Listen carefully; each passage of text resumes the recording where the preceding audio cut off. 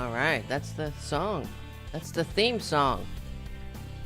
Hey guys, this is Tara Devlin. Nice to see you. Nice to see you. How's everybody doing?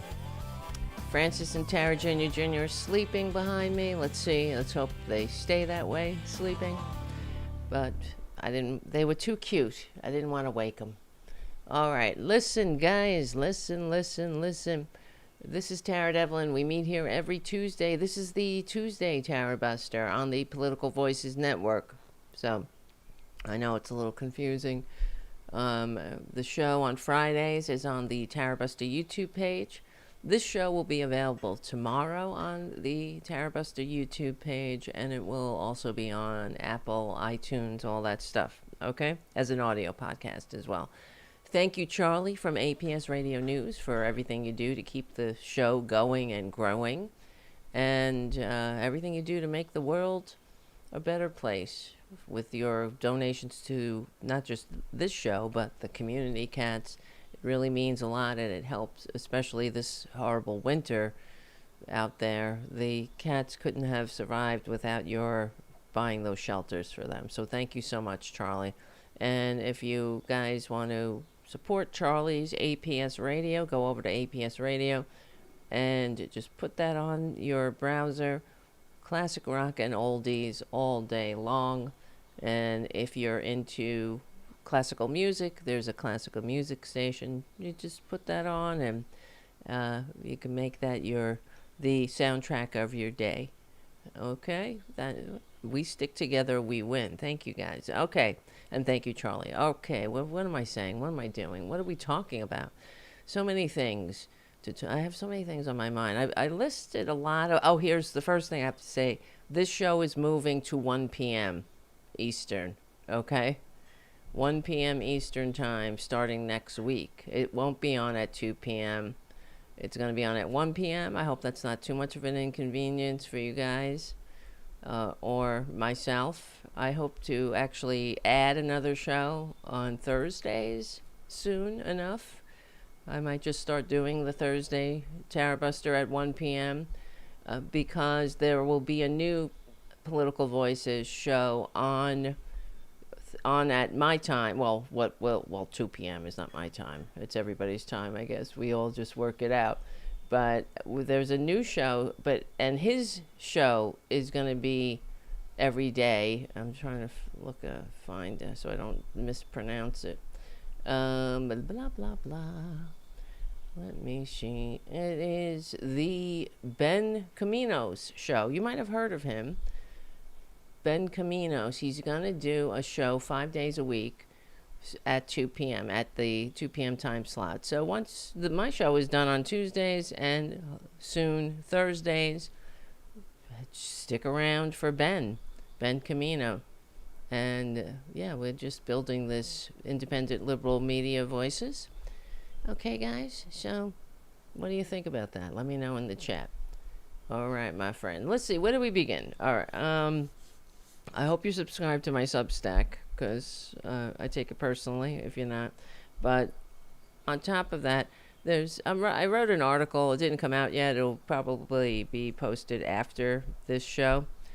But I wrote it about billionaires. And in fact, I was preparing a whole different show today I have a few things on the list I was going to talk about. And maybe we'll get to it. Hopefully we will. To Trader Trump's incredibly disgraceful behavior on Valentine's Day. Not just disgraceful, but repugnant. It never ends. The bottom just keeps opening up the trapdoor, and we keep tumbling down lower and lower into Dante's 15th circle of hell with this baboon. When is that great getting up morning, guys? Every day I wait for my phone to go dinging off the hook. It's going to be one of those days. They'll be dancing in the streets that great getting up morning. But so I was starting to do that prep for that show, because I wrote an article yesterday, and as I was prepping for that show, we might talk about, we'll see how we go, because time really flies when we're doing a Tarabuster here. And I came across this other article on Washington Monthly, and I thought that I wanted to talk about that too, because I wrote an article yesterday on the Political Voices Network that will be posted soon on the Political Voices Substack about how Peter Thiel is out there. He's doing it again as what he always does, which is talking about how he hates democracy. And he's been given a stage, and this is what I'm so sick of in this new gilded age of grifters, gaslighting, and greed. I'm sick of our fellow Americans being stupid enough or having enough Stockholm syndrome to platform billionaires as if they're better than us, as if they're smarter than us, just because Peter Thiel, Jeff Bezos, Elon Musk, just because they have money. And it's really the sickness of the society that made them as filthy rich as they are, because they're not. None of these people are geniuses. Okay, they're con men. Peter Thiel is a con man. Elon Musk is a con man. Jeff Bezos is, I don't know if he's a con man, but he's really not. I mean, he's a guy who made a bookstore online. And we'll get to it, okay? Because we know what happened a couple of, was it a week ago? I know how time flies. It's hard for me. I have a hard time with time, okay? I really do. When people say, when did this happen? When did that? I don't remember the years. And as you know, every friggin' day feels like a month, sometimes a year in this maladministration of authoritarians who hate America, and the Republican enablers who empower them. So, but I was reading about how and we know that Jeff Bezos fired, he purged the staff at the Washington Post, and I find it so disgusting and repugnant how they still dares, he dares to have a masthead that reads "Democracy dies in darkness," as if we're not paying attention. You see, this is one of the hallmarks or one of the features of authoritarianism, how we don't pay attention to what they do, just look at what they say. And that's how Trader Trump wants to be judged, of course, because if you look at what he does, it's clear that he sucks at business. He sucks at administration. He sucks at everything he's ever touched. He's nothing but a con man. And I don't know how stupid you have to be to fall for it every single time. Or is it that you just are, you're looking at a mirror. You hate the same people. And that's all it takes. But that is all the more reason that we have to protect democracy. We have to cherish it. We have to cultivate it and make sure it lasts for future generations. So I came across this article on Washington Monthly. Let me see if I can put it up. Where is my screen flow? Here we go. And it all fits into everything I've been writing about and thinking about, because I've been saying forever, if you've been watching the show as long as Jim has, and thank you, Jim, for being a moderator in the chat room, that billionaires are anathema to freedom and democracy. And they are a symptom of the fact that we have let go of our democracy, that we're not a democracy anymore. In fact, there was just that another thing we did on the show was the Oxfam report.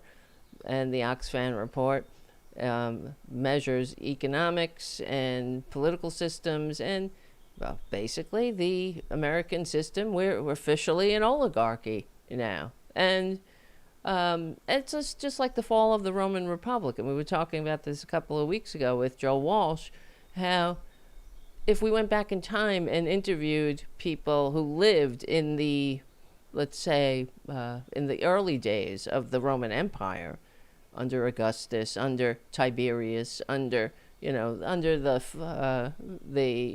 Claudians or the Flavians, and you ask them what kind of system they lived in, they would say they lived in a republic, because they still voted.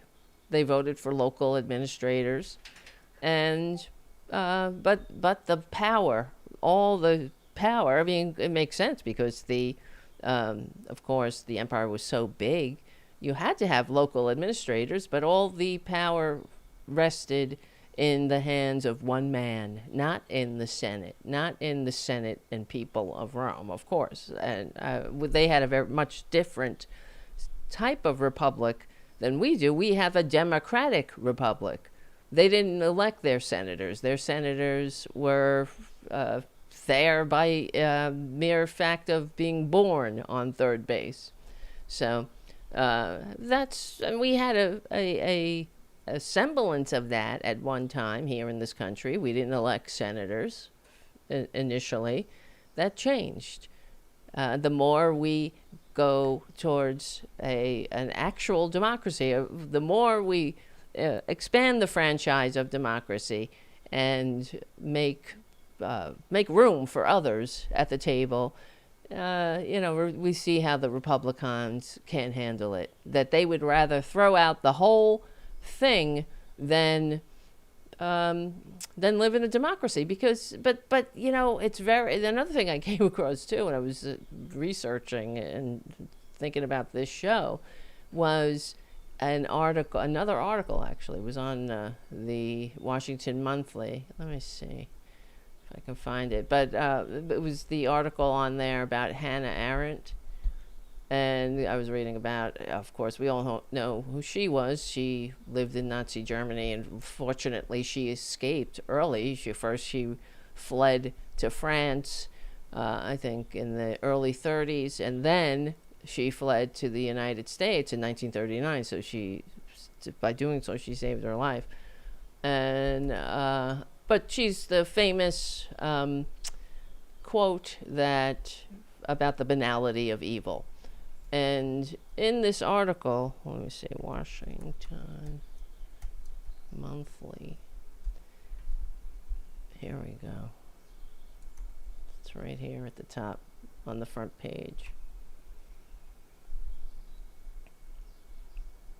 Hannah Arendt talks about, well, it's not Hannah Arendt, but in the article the author of the article, where is their name here, Robert Shapiro, mentions that Republicans, according to different surveys, 2025 survey, 16% of American adults identify as MAGA supporters. That's 43 million people. That's a lot of fucking morons, okay? A lot of racists, a lot of horrible people who don't care that we have a baboon with epic, unmeasurable corruption that we will be dealing with for generations, probably long after I'm gone. And they, where is it? These maggots are fiercely loyal to Traitor Trump. And but they're kind of pulling away because of the Epstein files, some of them, because a lot of them came to maggotry through QAnon. But, okay, these are the same people. There's a divide amongst the Republicans and Democrats where of course, you've probably heard this before, where more Republicans accept political violence as a means to an end. And not only that more Republicans are not supporting democracy anymore. Okay, this has been a long-term goal of the Republican Party, of Peter Thiel, of the American right. And I've said it for years, not just, they hate America. They hate democracy. They are dragging us back to the system the founders fought a revolution to overthrow. And I wish I was wrong about that. I really do. I'm not just saying this to be mean or hyperbolic or inflammatory. It is the truth. They don't want to live in a democratic society. Well, now we have the stats. We have the stats that came out that said of course, we knew this already. Trader Trump is the worst president in American history, hands down by, multiple double-digit historians. We knew that the first time. These measures keep coming out, these polls, because he's a traitor. He fucking divides the country. He wages war on the American people. And he is riding this authoritarian wave for as far as he could go, and he would crown himself if he could. He's already done it through AI. There's nothing more authoritarian than a wannabe dictator metaphorically pooping on his people, wearing a crown and flying over protesting people and pooping on the people. How is that monster still in office? How's there any support for him? I don't get it. See, I would be offended even if Obama, it would never happen in a million years if Obama released a video, an AI video of him dumping on maggots. I wouldn't think that's funny. I would be embarrassed. But you see, that would never happen. Democrats, for all their flaws, we would never put somebody so manifestly unfit in charge, because fundamentally we believe in democracy. We believe in America. Republicans don't.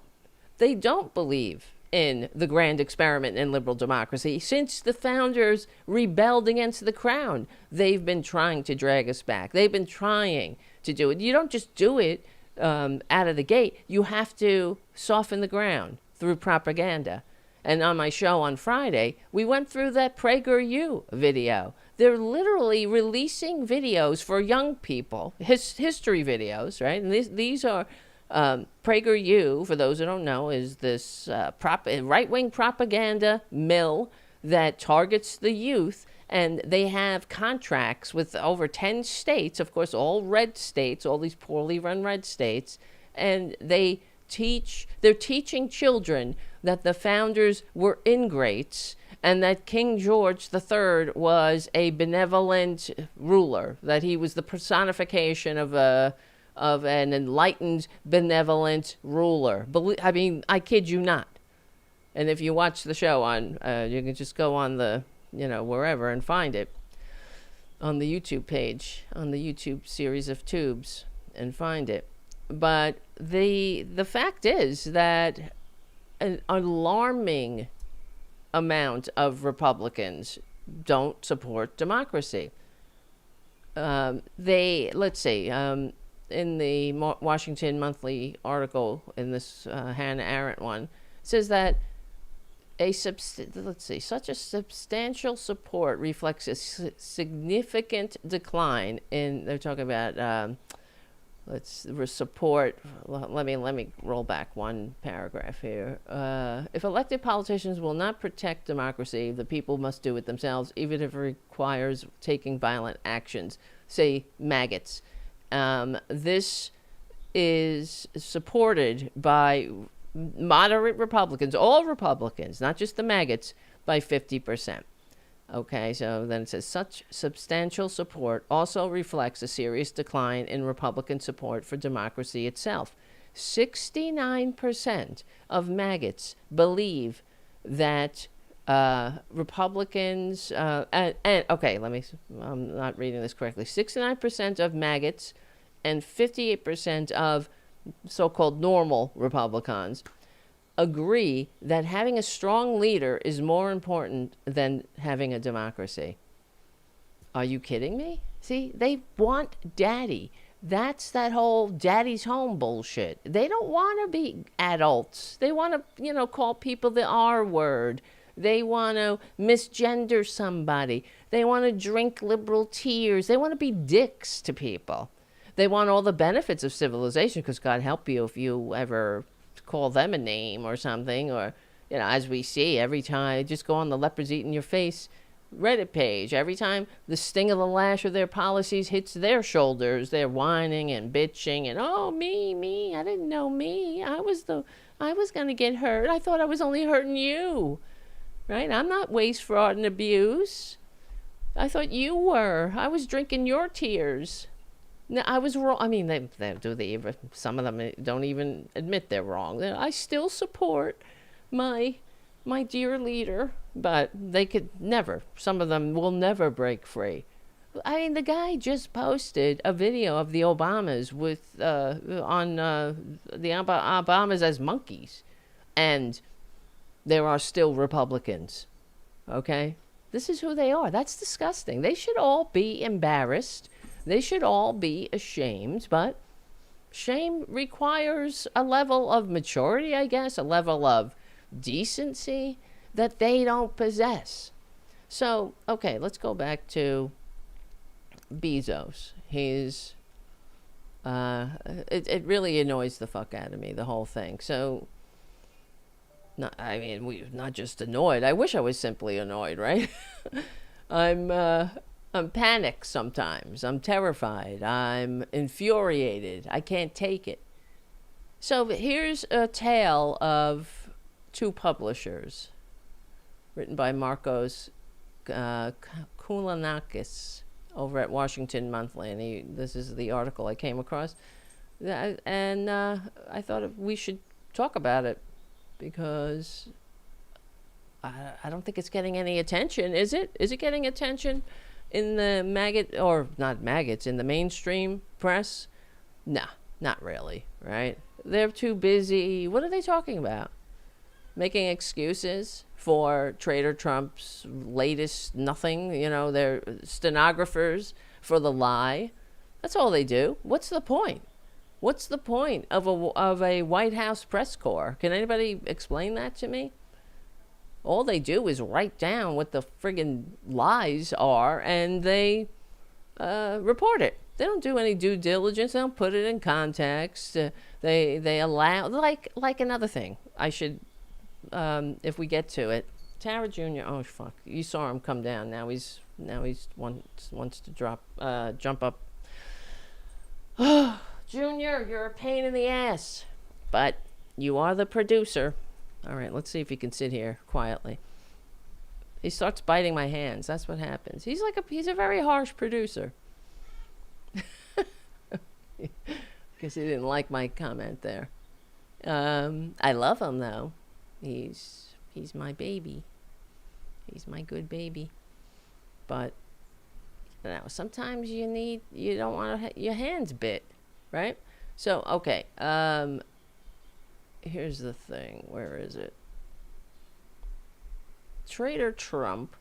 I don't understand. Okay, here. Let me get my thoughts because Tara Jr. distracted me here. I blame him. But so okay, I don't understand why billionaires are kissing his ass so enthusiastically. Okay. Get down. See how long that lasted? He's biting the headset. Okay. Yeah. Why do they kiss his ass so enthusiastically? He's got low poll numbers. The economy sucks. He's losing support. He's all over the Epstein files.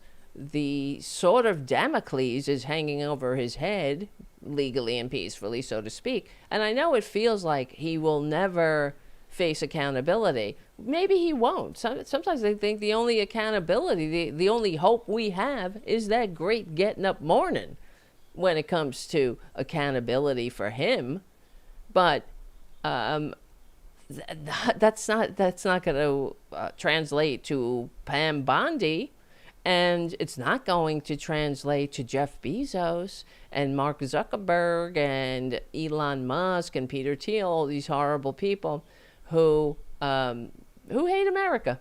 They don't give a shit. That's what we have learned. Just like in Nazi Germany, well, I don't know why I was surprised, but even Kamala Harris said how she was surprised how quickly so many of the big corporations bent the knee to Trader Trump when, all we had to do was stick together. That's why I say we stick together, we win. All they had to do, and they have the FU money, right?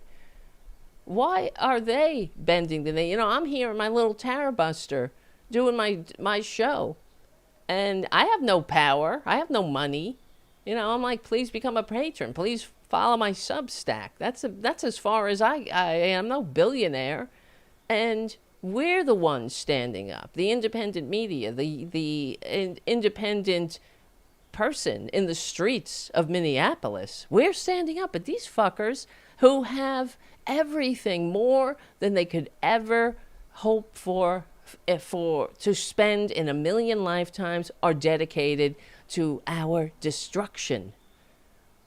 How dare they? I don't know, if that doesn't infuriate you, then maybe you're watching the wrong podcast, because we are in that existential crisis, and something has to give. Something has to be done. And this is a tale of two publishers, as the article writes. So Jimmy Lai is another publisher. He lives in Hong Kong. Now he's in a Hong Kong prison because he dared to believe that Chinese people deserve democracy, free speech, an independent press. You see how quickly that could end here? So prosecutors in China, they used Beijing's national security law. That's all that has to happen. They come up with some bullshit law. We see what they're doing with this Department of Injustice. All they have to do is have a compliant people like Pam Bondi. And you want to talk about lawfare? That's what we're witnessing. But you would think a billionaire, how many times over, hundreds and hundreds and hundreds of times over, wouldn't care, wouldn't give a shit. Say, come at me. Come for me, bro, right? Stand up, have some balls. But they don't. These are the weakest little beta bitches going. And that's what gets me with these right-wingers, too. They're so manly, masculine men of masculinity, right? But they're such betas. They're such little sycophants. And they're genuflecting to this baboon, this horrible bitch, this Putin bitch, right? He's a Putin bitch, too. Wears fucking makeup, a girdle. Who's a liar, who lies about his height and weight. This is who they're genuflecting to as manly men of masculinity. But, okay, so give me a break, Jeff Bezos. Democracy dies in darkness? Yeah, it dies when we're, I guess, got our heads in the sand and we're in darkness. We're only in darkness because these fucking billionaires have too much power. The only profession enshrined in the Constitution as being necessary for democracy, as being vital. What is vital? Vital means you need it to survive. It is the press, the free press, journalism, and these pricks. He put that democracy dies in darkness masthead on the Washington Post when he pretended to be somebody who gave a shit about democracy, how concerned he was that Trader Trump was a fucking fascist and a traitor, and see how good that goes. But so we have to compare these people. There's people all over the world are in jail for journalism, or look at what happens in Russia. They lose their lives for committing the crime of journalism, for telling the truth about the dear leader, for speaking the truth about the dear leader. This is what freedom is all about. And these fuckers don't give a shit. They want us all in bondage. I hope maggots get a clue that they have been on the wrong side, not just of history, decency, dignity, democracy, and humanity, but they've been on their own wrong side. they are slitting their own throats. You try getting ahead. You know, they're all like, oh, my pocketbook, kitchen table issues. Try getting ahead in an authoritarian hellscape. I got news for you, bubby. You're not going to be a billionaire. Okay? You're not. And instead of joining with other people, that's how, this is what they do. They divide and conquer. Divide people along racial lines or along every distinction without a difference without a distinction or distinction without a difference. Have the American people, drink liberal tears, right? While they're sitting on their internet machine created through government research and development, meaning taxpayer dollars. This is what gets me about Jeff Bezos, right? Because he made, who the fuck is he? He made a bookstore online. Whoopee effing doopy. Does that mean he gets to rule us all?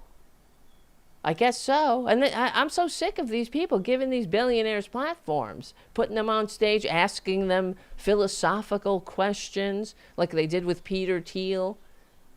Yesterday, I wrote an article about it. It's coming up on the Political Voices Substack.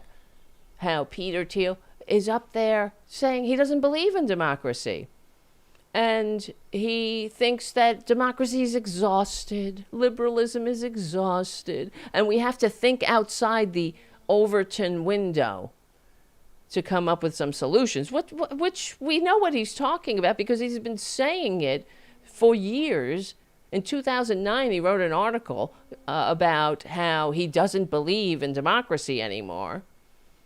So fuck you, then. You don't have to believe in democracy, but you don't get to change the system that so many actual patriots fought, bled, and died to create and entrust to us. Because what's the problem? The system that you got rich in you're not rich enough? Right? This is what gets me, because this is the system. They got rich in the liberal democracy they want to destroy. And shame on us for making them so fucking rich that they forget that. And that has to change. These people need to be taxed into reasonableness. They have to be taxed down to size. I think they'll be okay, right? With a couple of million, maybe 250 million? You think you'll survive? You'll make it to lunch, right? With that, there is no reason any human being needs $1 billion. Okay? Not a single reason. Can somebody give me one? We are officially in the new Gilded Age, according to I think the perspective of how much wealth that filthy fucking man-child Musk has. He has, I don't know how to put it. He's got more, the percentage of wealth is rivaling the GDP of the United States. So we're officially in the new Gilded Age, even though we've been saying it for years, of course. So, we have a tale of two publishers. One is, this fake ass fucking poser. And another one is in prison now, who is actually believes he put his ass on the line. And nobody's putting Jeff Bezos in prison, though. He did it anyway. He destroyed the Washington Post anyway. There was no threat for prison time. His fucking ass was fine. He could still bang his trophy wife and sit on a yacht. Right? He could still have that gaudy wedding. He could still look like a dick. He looks like a shiny walking penis. And they all want to roll back time, as you notice. Peter Thiel's another one. I don't know if you saw him just like 5 years ago. I saw this picture of him. Let me see if I can find it. Peter Thiel. Because in a matter of 5 years, the difference is really bad. Here we go. It came right up. Let me see. It's incredible. Maybe you shouldn't want to live forever. Look at this, 2017 to 2024. What a difference. That's not that lot. I mean, you shouldn't have aged. I mean, what are you doing to yourself to make yourself look like this? He looks like a rejected mold of a cyborg. The one that you threw out because it was just like was cooked too long or something, and pasty and greasy and unhealthy, slimy. Okay. Disgusting. But he's, another one. Not only so he was on this Conversations with somebody, Tyler. Yeah, Tyler. Conversations with Tyler podcast. And not only did he once again repeat that he hates democracy, and we have to think outside the Overton window.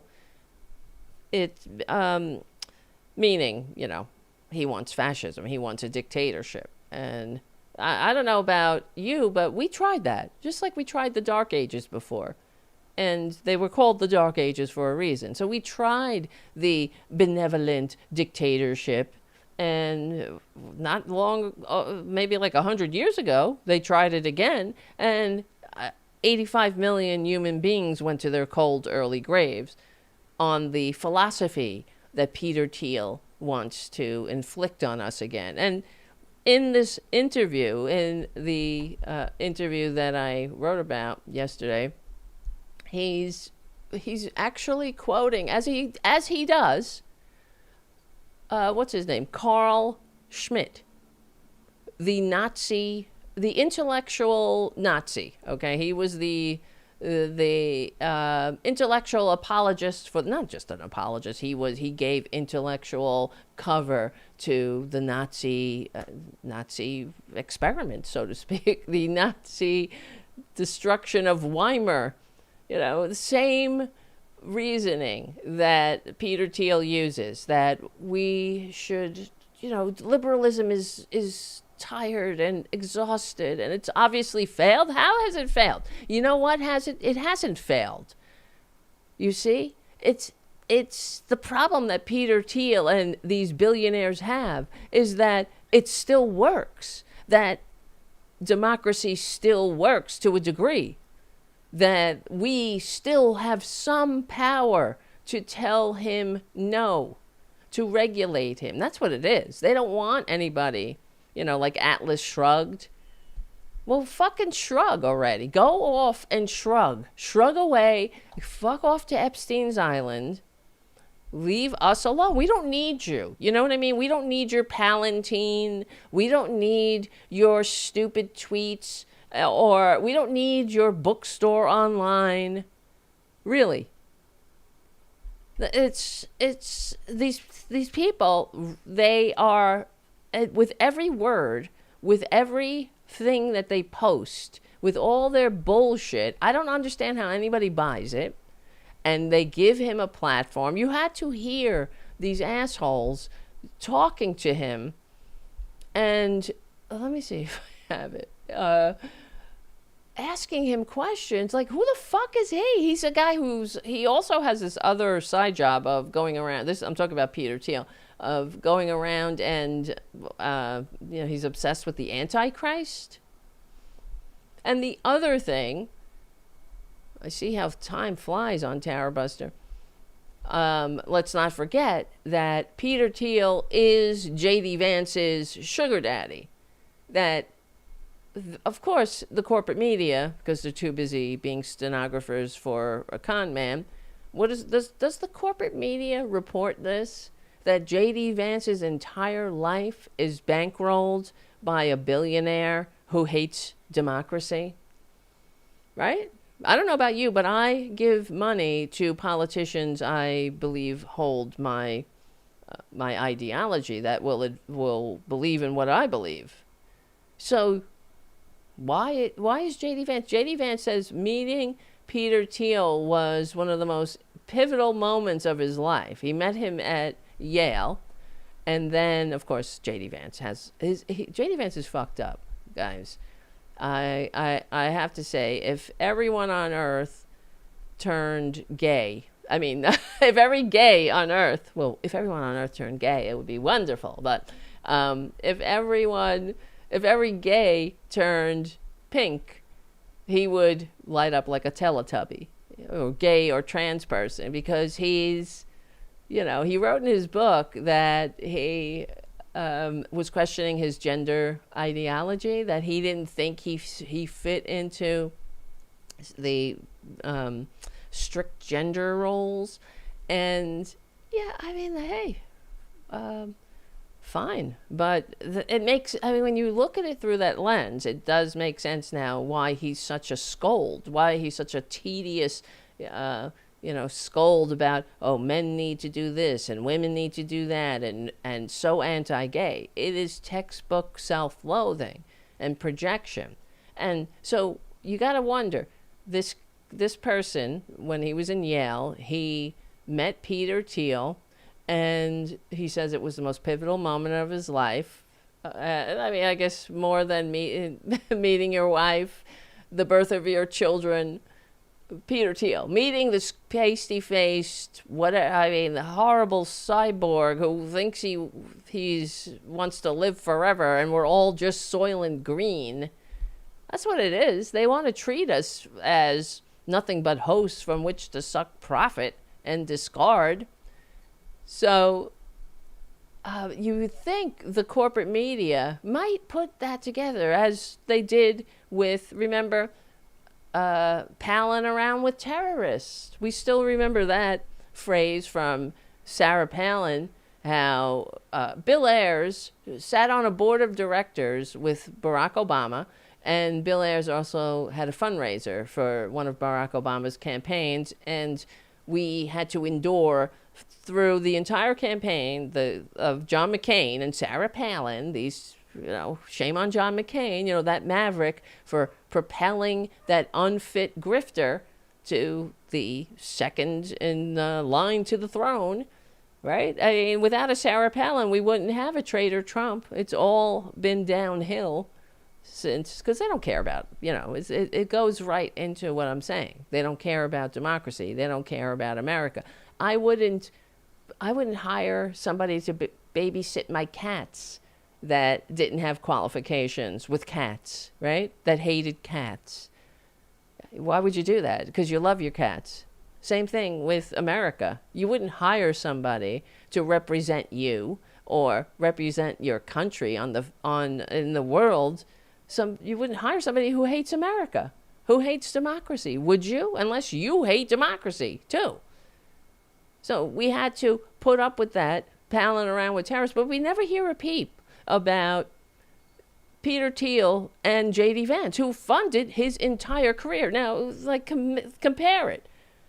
Obama was a toddler when Bill Ayers was in the Weather Underground. And, he barely knew Bill Ayers. It wasn't like they were palling around anything. But conversely, of course, J.D. Vance is his pre-politics life was made possible by Peter Thiel, who put him at the head of a hedge fund. I mean, what do you get out of that? You got to wonder, okay? Because J.D. Vance, and another thing that's very sus about J.D. Vance, and I'm sure you've seen those pictures of him in drag when he was in Yale, that's something that, of course, if you talk to any trans person, Halloween, they love Halloween, all right? Because, you're in the closet, you're suffering for this gender dysphoria, and Halloween is the one day you can finally put on, you can be yourself. You can put on women's clothes or men's clothes, as the case may be, and feel like yourself. And that's what he chose to do on Halloween. He dressed up as a woman. So you got to put in, I don't know. I'm just saying he's a textbook self-loathing closet case somewhere in there. He hates himself. And a lot of Republicans are the same. They hate themselves. If they only, that's why they hate the world. They hate everybody. They hate everybody who's different. Everyone who has the courage to live authentic lives. They hate that.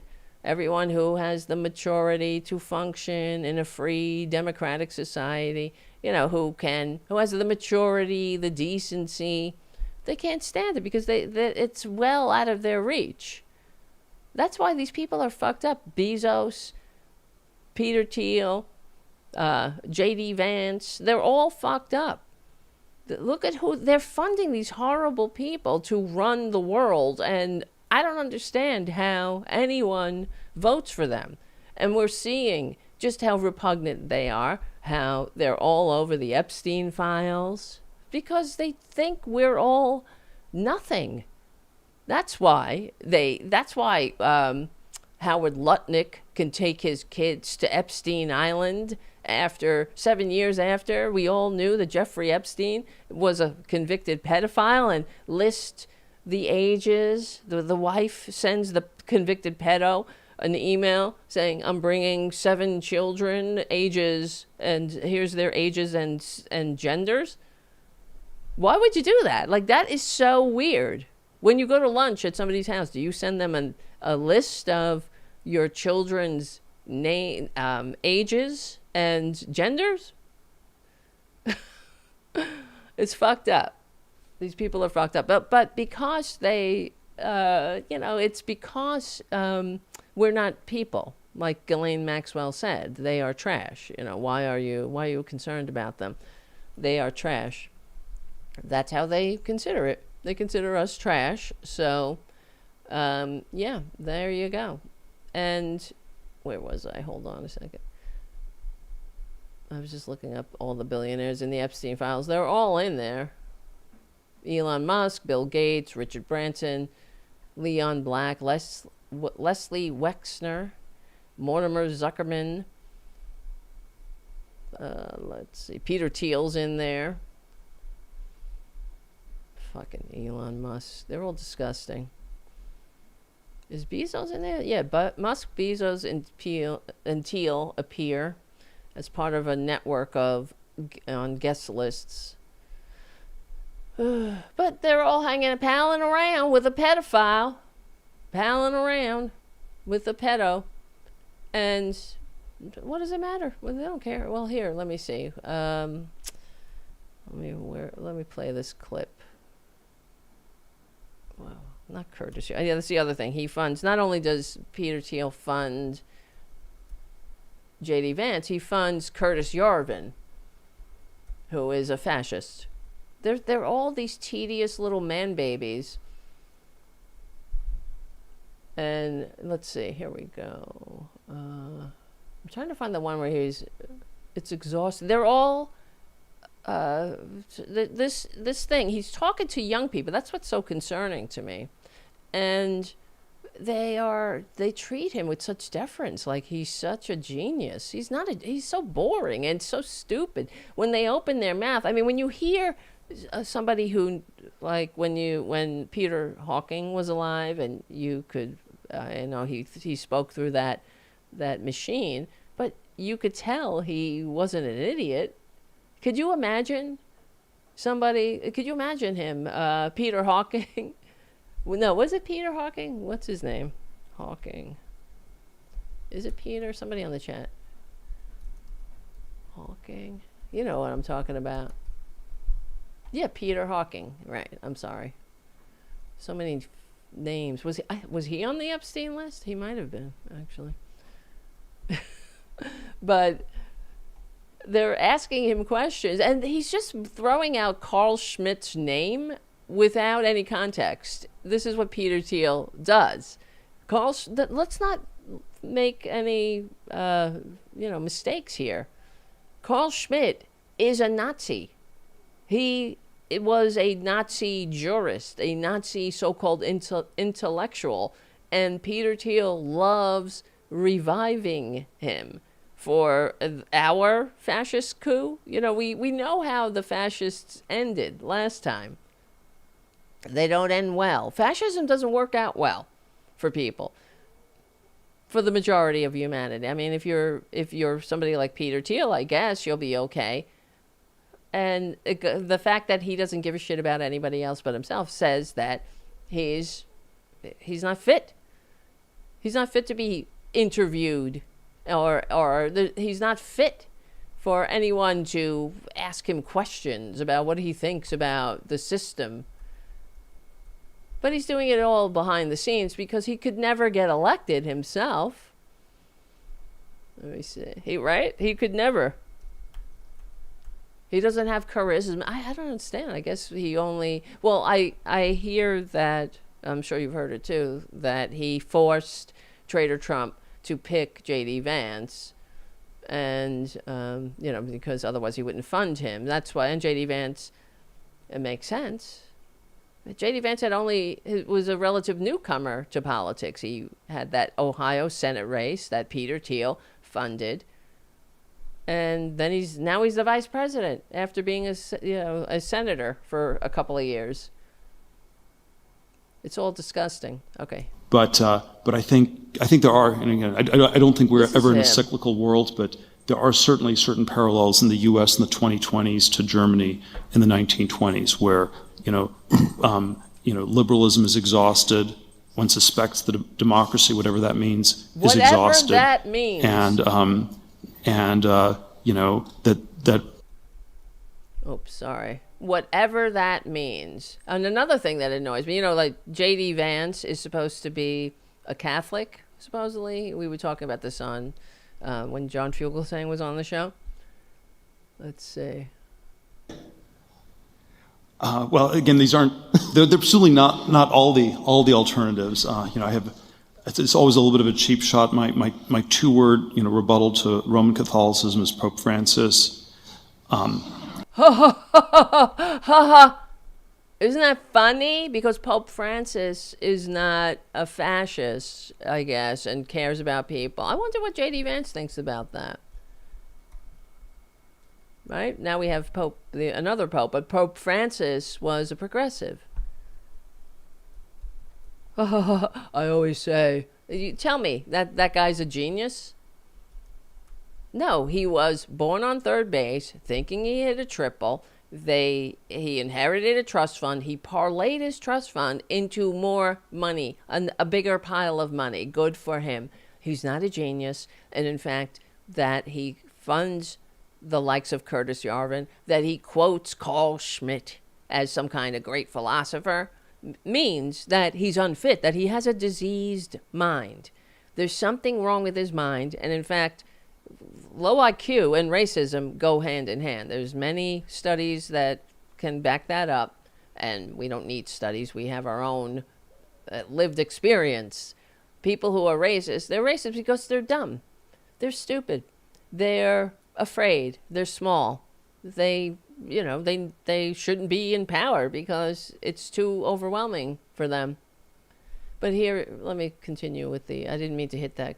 Liberalism is exhausted. One suspects that democracy, whatever that means, is exhausted. And we have to ask some questions very far outside the Overton window. Very far. What is it you think that Schmitt missed that's very important?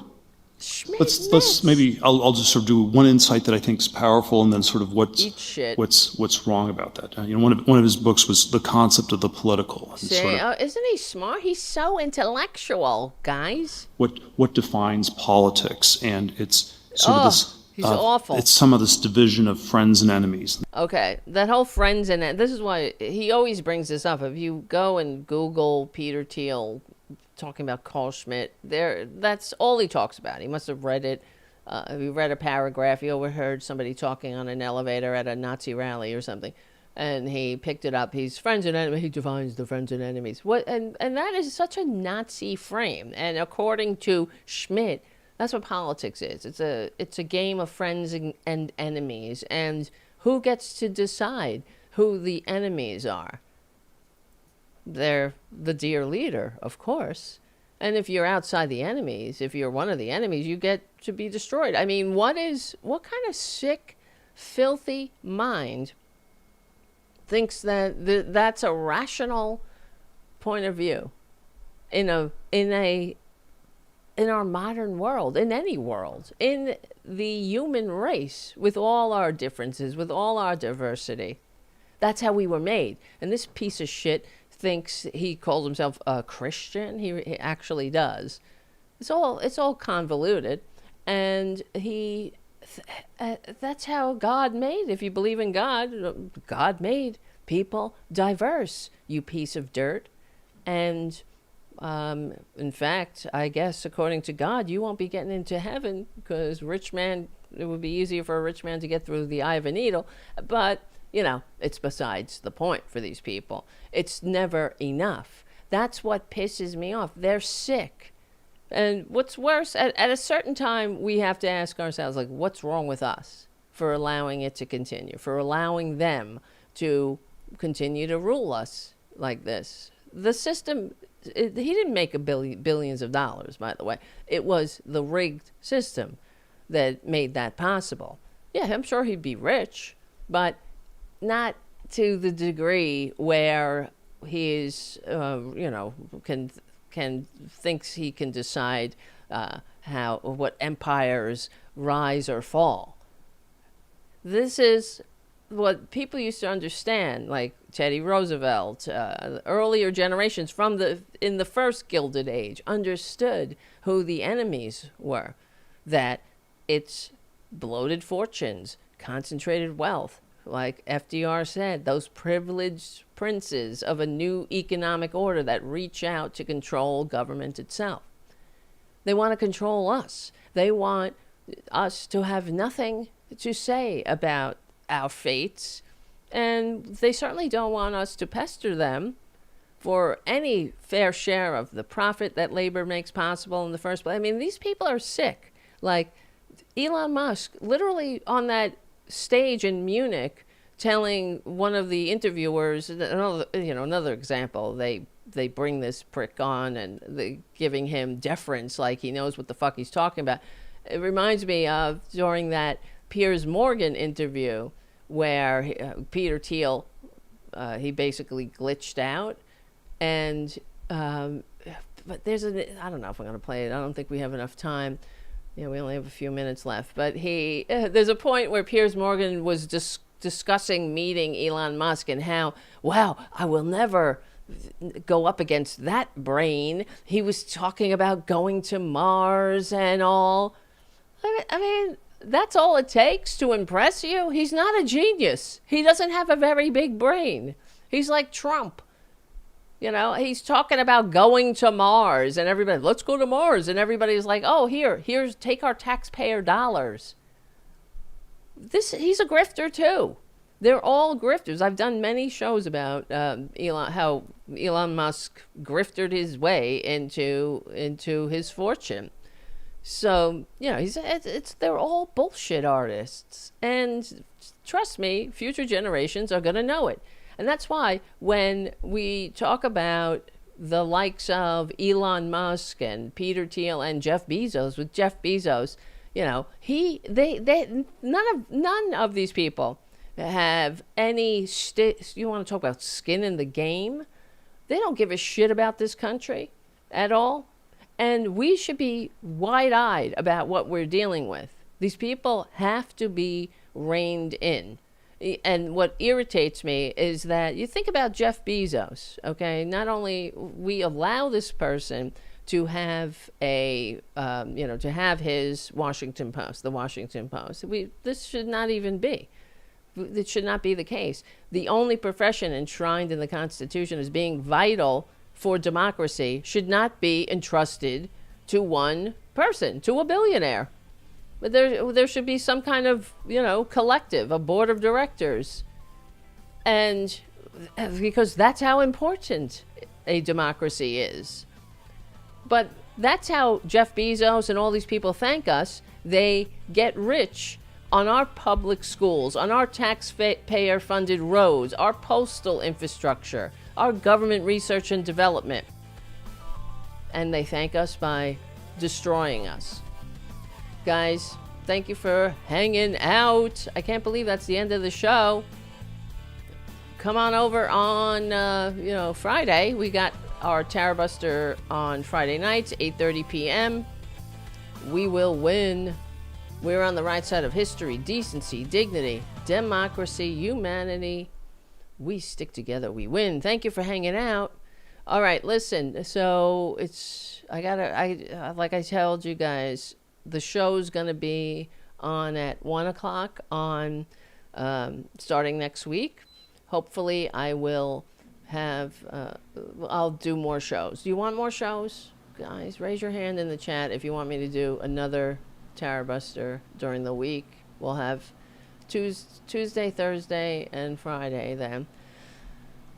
Raise your hand if you want. Hey, if you don't want it, I'll just go take a nap or something. But no. So, what was I going to say? In the future, moving forward, going forward, what I'm going to have to do is, it's going to be tight. 3:00, I have to jump off.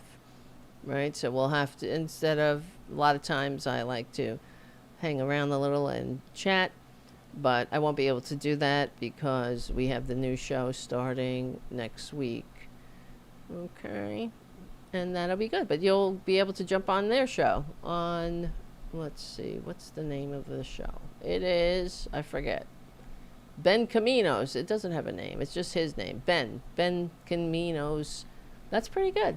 And Political Voices Network just surpassed 300,000 likes, or not likes, not paid subscribers, but subscribers. So that's pretty good. So the network is growing. So keep it up, please. That'd be great. And thank you. Yes. Okay. Everybody is saying yes on the chat. No, I knew you would say that. So, all right. Subscribe to my Substack. The QR code is right there. Hopefully that makes it easier. If you can't subscribe for money, subscribe for free. Because anything helps. And I got to get those numbers up, guys. I really need to have, like, I only have under 2,000 subscribers on Substack. So, which is not bad, but it's not, it's not like great. So, yeah, and I'm building it organically. I'm not buying followers. I have a suspicion some people buy followers. And I don't know. It's because it's empty calories. It looks like you have a lot of subscribers, but there's no engagement. So I want to do it organically, and that helps. So anything you could do to help is great, because we don't have big billionaire benefactors. If I had more big billionaire benefactors, trust me, I wouldn't have to say become a patron. It's true. I wouldn't. It would all be set. They would simply put up the Potemkin village of how many followers and just how popular the show is and all that. So it's true. That's what they do. That is what they do. We only have me and you, so we have to do it together. And thank you, Jim, so much. I hope you can still mod at 1:00 on Tuesdays and Thursdays. No pressure, of course. Everybody has a life. I'm glad your tech stuff was fixed. So it's good to see you there. So, all right, my friends. Let me hop off. And yeah. I had so many things prepared. That's why Friday's good, too, because we have a little bit more time. And I think a Thursday show would be good, right?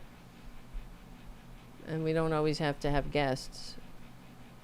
But you know what happened on Friday. Malcolm Nance didn't call.